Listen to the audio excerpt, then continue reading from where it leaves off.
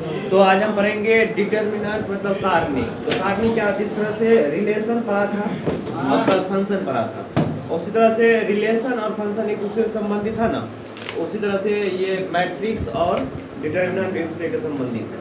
मतलब मैट्रिक्स ही एक तरह से डिटर्मिनेंट होगा। तो चैप्टर का नाम लिख लो, क्या है? सारणिक। सारणिक, ये ना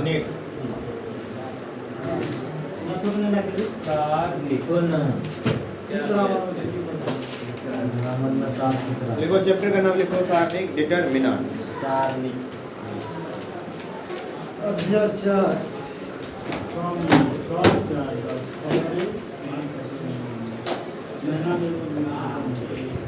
पवन सिंह भोजपुरी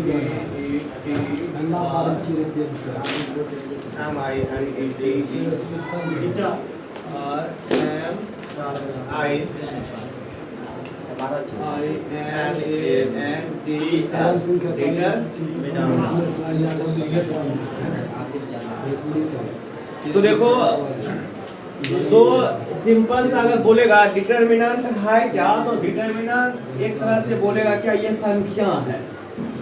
जिस तरह से हम कोई संख्या पढ़ते हैं ना, और ये संख्या होगा कौन कौन संख्या? समिश्र संख्या हो सकता है, वास्तविक संख्या हो सकता है। समिश्र संख्या मतलब समझा, कॉम्प्लेक्स नंबर जो पढ़ाए थे 11th में, आयोटा आया था ना। हाँ, तो डिटर्मिनेंट बोल सकते हैं। डिटर्मिनेंट संबंधित है मैट्रिक्स से ही। मैट्रिक्स अगर पढ़ा होगा, डिटर्मिनेंट कुछ नहीं है, ये इसका छोटा सा एक भाग है, और जो इसका छोटा सा भाई है। जिस तरह से मैट्रिक्स, हाँ, उस तरह से एक डिटर्मिनेंट पढ़ेंगे। तो देखो, डिटर्मिनेंट होता है क्या? देखो, जब भी डिटर्मिनेंट निकालेंगे तो वह वर्ग आव्यूह होगा, उसी का डिटर्मिनेंट निकाल सकते हैं। वर्ग आव्यूह मतलब जिसका रो भी बराबर और कॉलम भी बराबर, मतलब जितना रो उतना कॉलम। तो बोल सकते हैं क्या, प्रत्येक वर्ग आव्यूह को एक संख्या द्वारा संबंधित करा जा सकते हैं, जिसे उसी वर्ग आव्यूह को क्या कहते हैं? मैट्रिक्स। मतलब ये क्या होते हैं? डिटर्मिनेंट कहते हैं। ठीक है, तो इसका चलो डेफिनेशन लिखो। अगर पूछेगा कि डिटर्मिनेंट होता है क्या है, सारणिक होता है क्या? सारणिक लेकर देखेंगे प्रत्येक वर्ग आव्यूह, प्रत्येक वर्ग आव्यूह, आव्यूह मतलब मैट्रिक्स, और वर्ग आव्यूह को लिखते हैं, मतलब कैसे लिखते थे? मैट्रिक्स कैसे लिखते थे ना, पोस्ट में ऐसे। हाँ, ए आई जे होता था यहाँ पे, को एक संख्या, और वह संख्या कौन संख्या हो सकता है? या तो वास्तविक संख्या हो सकता है, वास्तविक संख्या, या समिश्र संख्या हो सकता है, समिश्र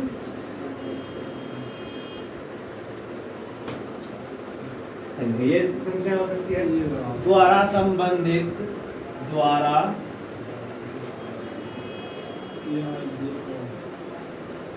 संबंधित वास्तविक या समिश्र करा जा सकते हैं, करा सकते हैं, करा सकते हैं, जिसे वर्ग आव्यूह का सारणिक कहते हैं। जैसे वर्ग आव्यूह का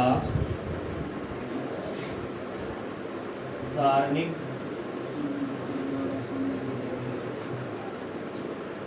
कहते हैं। मतलब प्रत्येक वर्ग आव्यूह के किसी, मतलब बोल सकते सारणिक क्या है? प्रत्येक वर्ग आव्यूह द्वारा संबंधित संख्या को क्या कहते हैं? सारणिक कहते हैं। अब इसको लिखा कैसे जाएगा, इसे मतलब सूचित कैसे करते हैं?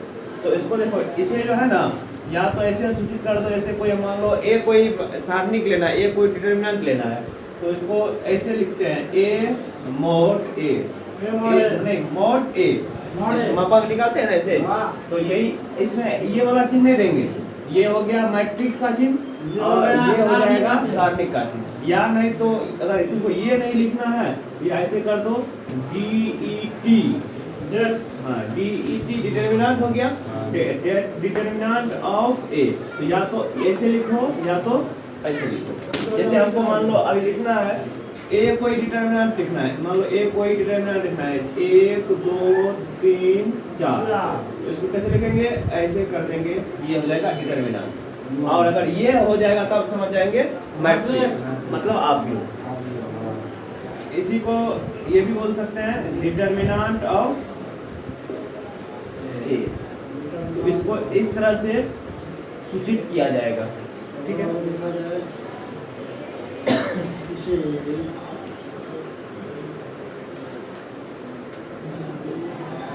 चलो उसके बाद क्या याद रखना है, उसके बाद याद रखना है केवल वर्ग आव्यूह के ही सारणिक हो सकता है।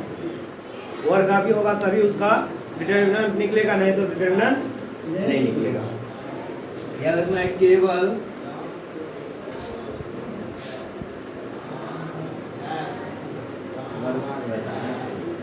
वर्ग आव्यूह का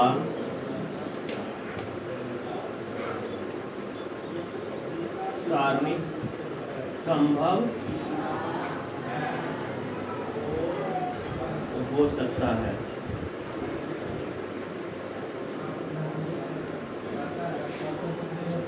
केवल वर्ग आव्यूह का जो होगा उसका डिटर्मिनेंट निकलेगा, बाद में का डिटर्मिनेंट नहीं निकलेगा।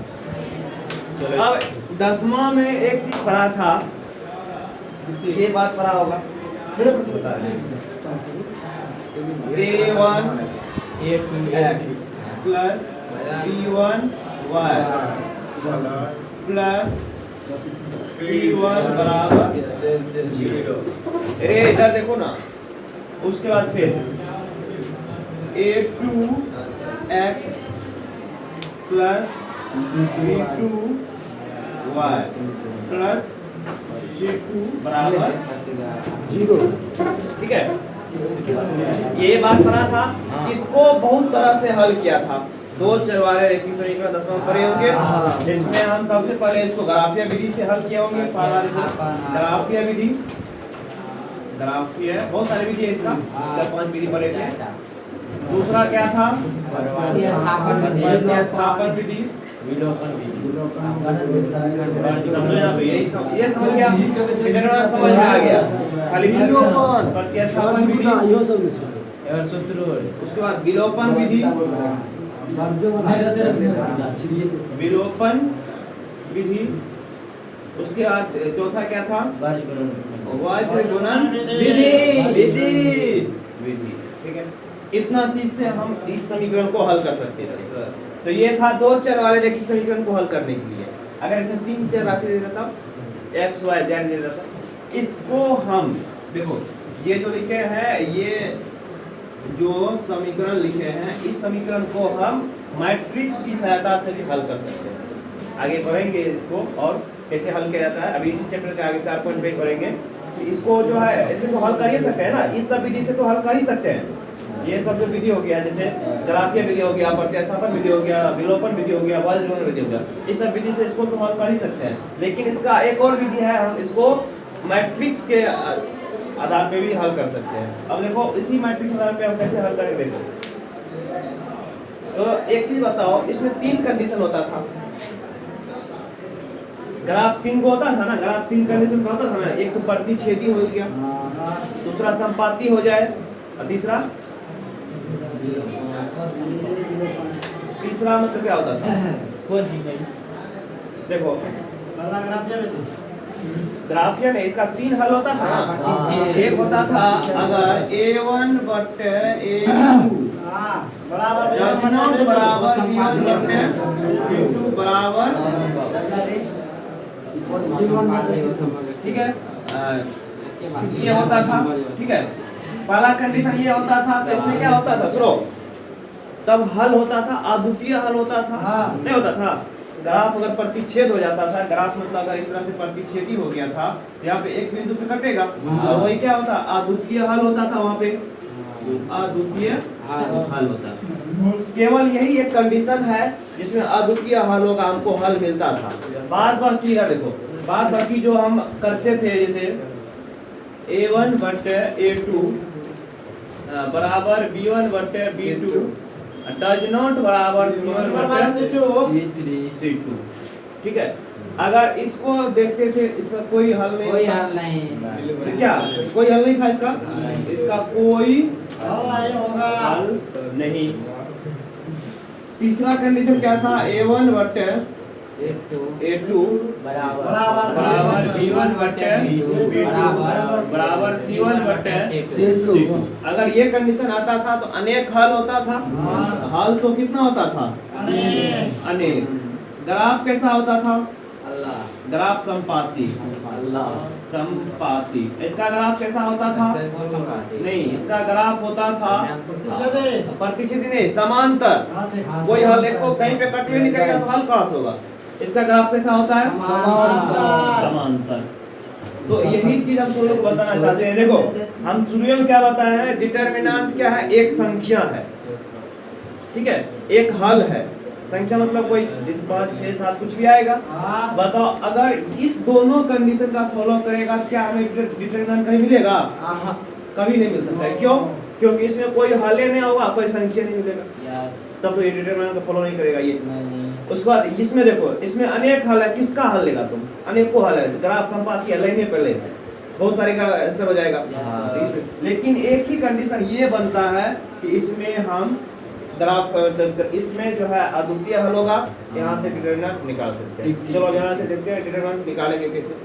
लाओ सब करने वाले इसे उतारने दो। अभी रुक जाओ, खाली ये हम समझाए, पिछला 10वां का बात था। अब हम यहाँ पे ये करते हैं जो तुम लोग को बताना है। आप इंटरवल वाला बात करो। तो देखो इसमें अगर इसको हम ऐसे कर दें,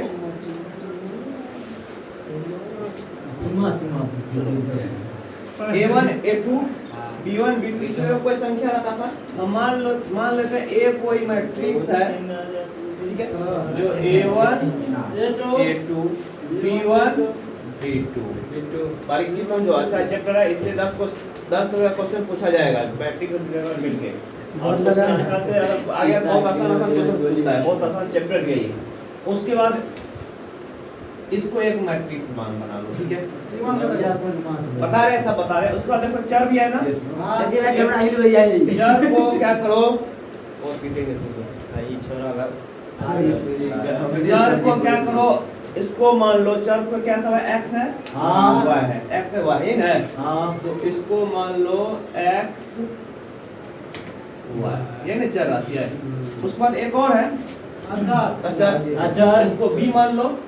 बी बताओ ये प्लस में रहेगा माइनस हो जाएगा, बी क्या मान लें, मान सकते हैं जो तुम्हारा मान है, b मान लो, ये मान लो, जो मान C मान सकते हैं। एक अलग अलग मैट्रिक्स मान रहे हैं हम, ठीक है। सी मान x तो माइनस, इधर देखो ये प्लस में इधर आएगा तो माइनस, ये प्लस इधर आएगा तो minus minus C2 minus C1 C2 हो जाएगा। देखो तीनों हम मैट्रिक्स इस तरह से निकाल लिए। अब यहाँ पे कर दो, अब देखो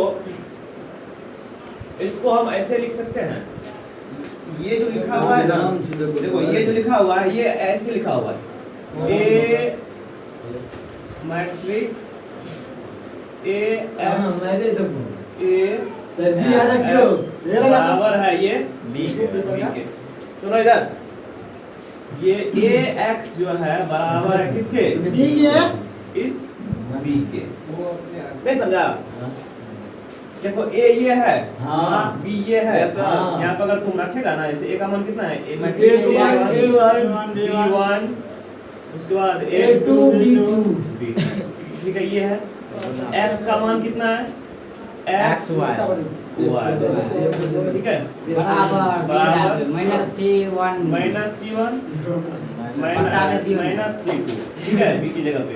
अब इसको तुम गुना आता है करने के लिए, A1x प्लस B1y होगा, A1x प्लस B1y होगा, फिर A2x प्लस B2y होगा, बराबर होगा ना। हम जानते हैं बराबर, अभी प्रत्येक के बराबर होता था, समान अभी बताए थे, बराबर में आ गया तो एक उसको प्रूव कर दिए। ये कैसे हुआ, तो ये हम कैसे, इसको हमें इसीलिए जरूरी पड़ा, यहाँ पे दो चर राशि है, तो अगर यहाँ से x का वैल्यू निकालना पूछेंगे तो बताओ हमें, अगर x का वैल्यू निकालने के लिए पूछेगा तो हमें पता है a तो इधर है, लेकिन a इधर भागांक तो नहीं आता, लेकिन इनवर्स वो बन जाता है। पहले इनवर्स निकालना बताएं। तो यहाँ से x बराबर क्या हो जाएगा, a का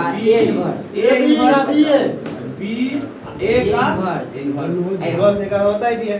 तो यहाँ से हमें x का वैल्यू आ जाएगा, बड़ा x का वैल्यू कहने का मतलब क्या, x और y का वैल्यू आ जाएगा, नहीं आ जाएगा, y का नाम क्या दोनों आ जाएगा ना। a पहले b तो पता रहेगा ही, a इनवर्स निकाल लेंगे, दोनों को गुना कर देंगे। हमें पता है बराबर अवयव के प्रत्येक का, बराबर मैट्रिक्स के प्रत्येक अवयव क्या होता है, बराबर होता है। क्या होता है, ये मान लो ये x आ गया और ये x का y आ जाएगा, और मान लो यहाँ पे कुछ भी आ गया, 3 आ गया और 4 आ गया, सपोर्ट कर ये तो ऐसा मतलब कुछ भी आ सकता है। तो यहाँ से x का मान कितना आ जाएगा, 3, y का मान 4। तो देखा किस तरह से हम मैट्रिक्स की सहायता से भी हम x y का वैल्यू निकाल सकते हैं। अब यहाँ पे z का पूछेगा तो z का भी निकाल लेंगे, 3/3 का मैट्रिक्स रहेगा। तो जैसे a1 b1, जैसे यहाँ पे था ना a1x + b1y + c1, a2x + b2y + c2, यहाँ पर आता है ऐसे a3z नहीं a3x हो गया ना, प्लस b3 अच्छा x था ना, हाँ ठीक है, दो बार तो ऐसे निकाल सकते हैं x का मान। चलो आप इसको नोट करो, अब ये रुको एक मिनट और इसको इधर मिटा दे। चलो इसको पहले लिखिए तो, चलो देखो तब तो डिटरमिनेंट को जो है 3 तरह का डिटरमिनेंट होगा। एक तो पहला होगा क्या, 1/, जैसे कि 1/1 का सर ये इतना अच्छा एग्जांपल कहाँ पे, एग्जांपल ये कुछ भी ले लिए, यहाँ पे एग्जांपल ले लिए। जैसे मान लो हमको हल आया, माना था ना, यहाँ पे C1 C2 का जो कुछ वैल्यू आएगा ना, कुछ भी आएगा तब बताए, वो क्वेश्चन जब करेंगे पूरा क्लियर हो जाएगा। चलो अब देखो बेटा ये कनिता बसले रुको कनिता अपने साफ कर देता तब तक जा साफ कर दिया। तो देखो इसमें हम सबसे पहले पढ़ेंगे एक कोटि का आव्यूह का, मतलब एक कोटि का अगर आव्यूह रहेगा तो उसका वर्ग आव्यूह कैसे निकालेंगे। अब पहले इसको थोड़ा सा करना पड़ेगा। उसके बाद फिर 2 कोटि का मतलब द्वितीय कोटि का आव्यूह रहेगा तो उसका हम कैसे निकालेंगे। उसके बाद फिर तृतीय कोटि का आव्यूह रहेगा तो उसका डिटरमिनेंट कैसे निकालेंगे, मतलब सारणिक कैसे निकालेंगे। सारणिक मिटा दियो। दे चुका है वाह विकेट हो गया होगा, शब्द मिटा दिए। हां सब आ गया, सब आ गया। चलो अभी सब होने के ऐसे से नीचे लिखिएगा क्या, सुनो। तो डिटरमिनेंट क्या है बता सकते हैं कि एक संख्या है, मतलब कोई हल है एक तरह से। तो डिटरमिनेंट तभी संभव हो सकता है, बताओ यहाँ पे हम क्या बताएं, हल का हो सकता है a1 बट a2 लिखेगा स्टार्ट पॉइंट में, बड़ा डज नॉट बराबर b1 बट b2, ये 0 के, ठीक है। अब यहाँ पे एक चीज समझो, यहाँ सब कह रखे सुनो।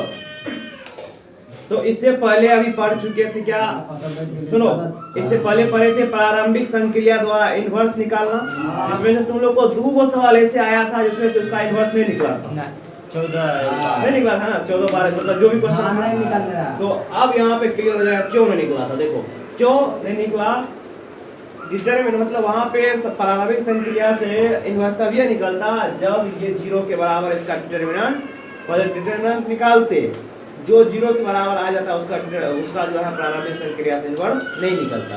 वहाँ पे 2 था एक साल जो 0 के बराबर हो गया था। तो यहाँ पे भी वही बात है, मतलब डिटरमिनेंट वही होगा जो 0 के इक्वल नहीं होगा। इसको ऐसे क्या करो, अब क्रॉस मल्टीप्लिकेशन गुना करो, इसको ऐसे इसको ये जाएगा a1 b2 माइनस होगा, ठीक है, a2 b1 डज नॉट बराबर 0। चलो इधर देखो, यहाँ पे सब यही सब a1 b2 minus a2 b1 does not बराबर 0 अगर होगा तब ये डिटरमिनेंट होगा और तब ये इन्वर्स संभव होगा। जीरो बराबर क्या मतलब जीरो कभी भी बराबर में नहीं आना चाहिए, यार क्यों तभी उसका इनवर्स निकलेगा। चलो इसको लिखो। माइनस क्या है? माइनस क्या बोला है भाई? नहीं माइनस से होगा। माइनस है बेटा प्लस क्या? माइनस वो बीद छिए, माइनस क्या भले वो बीद छिए। माइनस से क्या भले? ये गुना छै जितना माइनस कहाँ पे? यहाँ पे। अरे जो गुना है तो माइनस के गुना कर लिए ना सर जी देखो, इसको। यहाँ पे माइनस तो ऐसे करना करना ना रे, इसको माइनस वाले में बराबर करना था ना। तो A1 A वही बता रहे थे, B2 बराबर होता है ये किसके? A1 ये है, बराबर है ना? A2B1 क्या है? A2 B1 के, ठीक है। बराबर। डज नॉट बराबर होता और ये जीरो के बराबर होता, कहने होते यहाँ पे जीरो लेते तो ये प्लस में था, इधर आएगा क्या होगा? माइनस में। माइनस में होगा। A1 B2 minus A2 B1 does not बराबर नकली या बीद गई। वही था, इसको याद रखना है क्योंकि बराबर है ना। हां थर्ड डिवाइड चलो हाय इसको लिखने का कोई जरूरत नहीं, बराबर जीरो लेना पड़ेगा, कोई जीरो लेना पड़ेगा। ये प्लस में रहेगा तो हो जाता।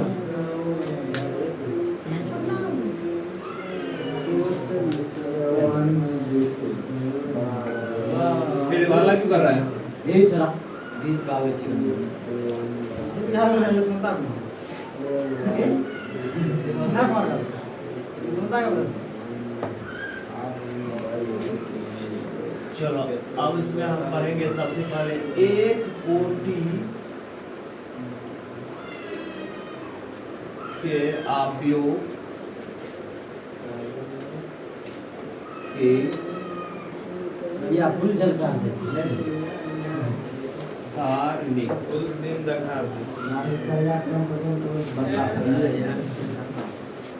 सुनो अब पढ़ना है क्या? एक कोटि का मतलब एक कोटि के अवयव का सारणी, वन कोटि का मतलब इसका रो भी एक और कॉलम भी एक। तो इस तरह का कौन हो सकता है? इस तरह का तो एक ही हो सकता है। जैसे मान लो हम A1 कोई मैट्रिक्स ले लिए, ठीक है। अगर बोलेगा इसका डिटरमिनेंट क्या होगा तो इसका डिटरमिनेंट कुछ नहीं, खाली ये मोड हटा दो, मतलब ये बड़ा वाला हटा दो, खाली A मोड A ऐसे कमा तो ले कोमा का A1 है, A1 दिया। A1 है। जिसे बोलेगा 5 का डिटरमिनेंट क्या होगा? मैट्रिक्स 5 है, इसका डिटरमिनेंट क्या होगा? पाँच पाँच ले दो, ठीक है। तो ए में कुछ था ही नहीं, नहीं कुछ करना ही नहीं था। ये कोटि छी। हाँ पहला पटी उसके बाद देखो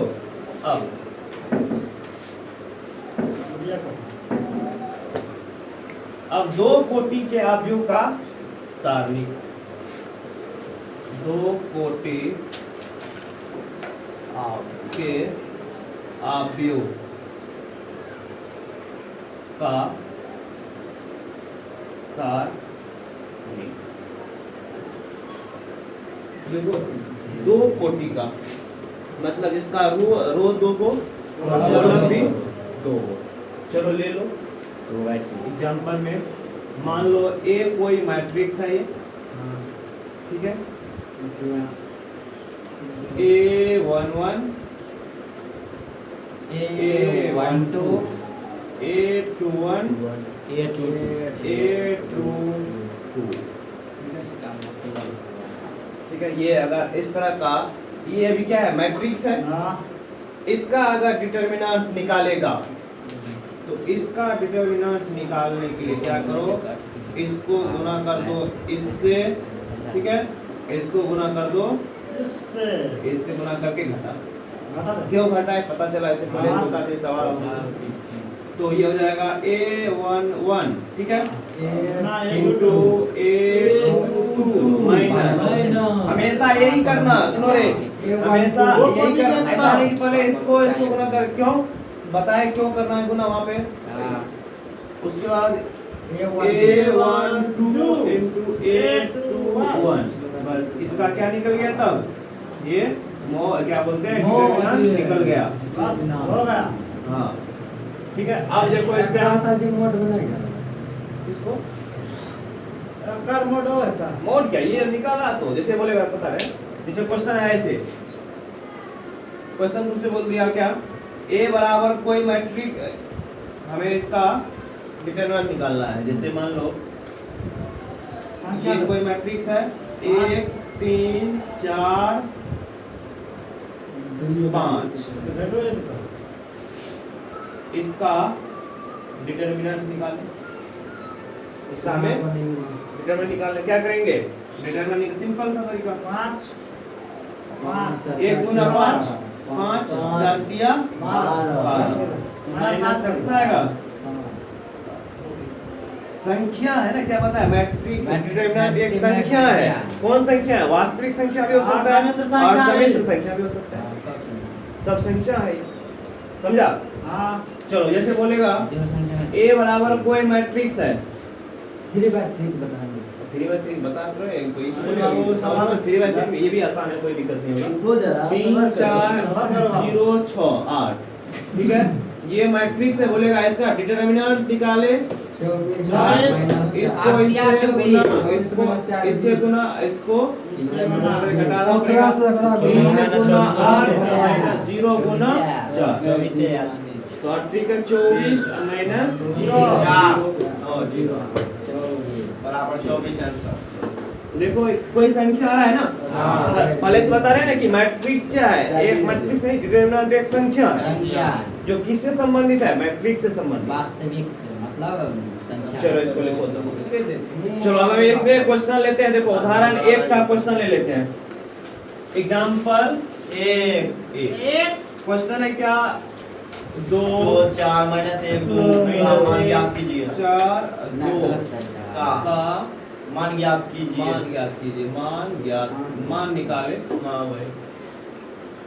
अब एक चीज मुझे बताओ, मान निकालने का मतलब क्या समझ, यहाँ पे इसका डिटरमिनेंट निकालना है, डिटरमिनेंट का चिन्ह देख रहे हैं तो हम मान लेते हैं a इक्वल टू कोई डिटरमिनेंट है, ये 2 4 माइनस 1 2, ठीक है, इसका हमें डिटरमिनेंट निकालना है, 2 गुना 2 4 माइनस 1 गुना 4 4 प्लस 4 हो जाएगा बराबर 8, क्या समझा। चलो अगला क्वेश्चन देखो, एग्जांपल नंबर 1 एग्जांपल नंबर 2 देखो, बड़े जा 2 4 हां बड़े है x x x x चलो अगला क्वेश्चन देखो, अगला क्वेश्चन है क्या, उदाहरण 2 एग्जांपल 2, एग्जांपल 2 है x प्लस 1 x माइनस 1 और ये x, ये कोई मैट्रिक्स है, इसका हमें क्या निकालना है, मैट्रिक्स नहीं डिटरमिनेंट है, निकाले, इसका मान निकालना है ना। हाँ तो क्या करो, देखो हम जानते हैं मान लो a इक्वल टू इसको मान लेते हैं, या डायरेक्ट केस बना तो हां हाँ डायरेक्ट गंगा खोल दे तो ऊपर लगा जाइए ऊपर लगा बड़े जा सर नहीं बुते आ जाइए x गुना x x square x square नहीं करना। चलो देखो डायरेक्ट तो क्या करते हैं, हाँ डायरेक्ट बनते हैं, उस पर क्या करो, इसको गुना करो, क्रॉस गुना करेंगे ना ऐसे, तो x गुना x क्या हो जाएगा, x स्क्वायर, ये हो जाएगा minus minus x minus 1 into x plus 1, और इसमें बीज गणित सब का फॉर्मूला भी लग सकता है, स्क्वायर माइनस b स्क्वायर तो x स्क्वायर ये हो जाएगा a square minus a square x square minus b square, क्या हो जाएगा, तो बताओ ये x square minus x square minus plus हां 1 एक ये और ये कैंसिल बराबर 1, ठीक है। तो यहाँ तक हमने क्वेश्चन किया, कल जो है आप 3/3 का मैट्रिक्स मैट्रिक्स के